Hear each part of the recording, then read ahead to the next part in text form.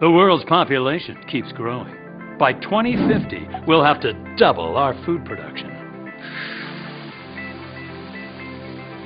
For that, we'll need genetic engineering, advanced pesticides, and fertilizer. Lots of fertilizer. That's why at Agricon, we're working every day, hand in hand with farmers and their families. And don't you want to feed the world?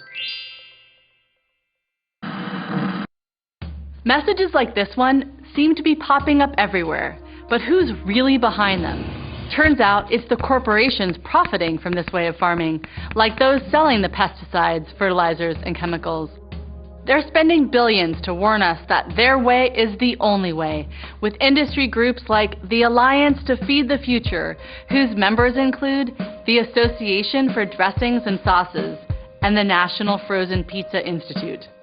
But ask farmers who really know how to feed us, and you'll get a very different story. A heartbreaking and hopeful story that I've heard talking to hundreds of families like this one. 50 years of this myth and the lobbying dollars to support it have tilted the playing field to favor corporate-controlled chemical agriculture, giving farmers little or no support for any other path. So it's easy to understand a lot of farmers feel it's either get on board or get out. Getting on board means farmers stop practices that keep soil healthy and go for single crops. Livestock that used to be raised on the farm get crammed into polluting factories.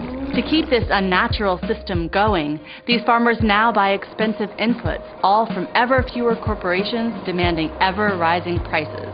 It's a quick addiction. Pests become resistant, so you've got to use more chemicals. Livestock becomes sicker, so you've got to use more drugs. Soil loses its natural fertility, so you've got to use more chemical fertilizer. Then on the other side, when farmers try to sell their crops, they face only a few big buyers offering unpredictable prices. The economics don't work for long. Over the last 50 years, millions of desperate farmers have had to sign contracts with corporations that dictate their every move, or have lost their farms altogether. More and more farm income is concentrating at the top, so now only 1 in 10 U.S. farms can support a family. In many other countries, a similar thing is happening. Small farmers who buy into the promise that corporate agriculture is the solution often get trapped by debt and dependency. So yes, corporate agriculture is good for some folks, including some of the largest growers, but not the typical farm family. And that's strike one for this myth. But we have to feed the world, right? And if not this way, what choice do we have? A great one. We just don't see ads for it, and it certainly isn't getting the subsidies going to corporate ag. State-of-the-art sustainable farming ends this unnatural chemical addiction. It uses better practices, not ever more expensive purchases. Sustainable farmers build healthy soil by planting a variety of crops and rotating them. They raise their animals on the farm, not in cramped factories. They fertilize using compost and livestock or planting soil-nourishing crops. Healthier plants with good crop rotation also help keep pests in check without hurting the bugs we need, like those all-important pollinators. How does this choice impact everyone else? Massively. Industrial farms degrade and erode precious topsoil. 64 tons per acre are being lost every year in some spots in our heartland. They suck up huge amounts of water, a lot of it from deep underground, essentially irreplaceable. And they use millions of pounds of antibiotics, a practice that leads to dangerous new bacteria.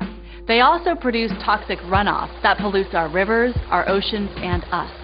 The average American already has at least 13 pesticides in our bodies. And thanks to chemicals in the field, farmers and farm workers have higher rates of many cancers.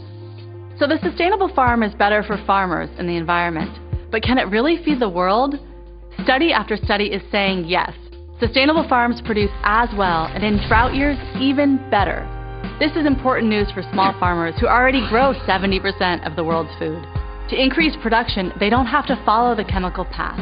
And the future we're all talking about feeding? The industrial farm requires more fossil fuels, water, and mined minerals, all stuff that will only get more expensive as it runs out.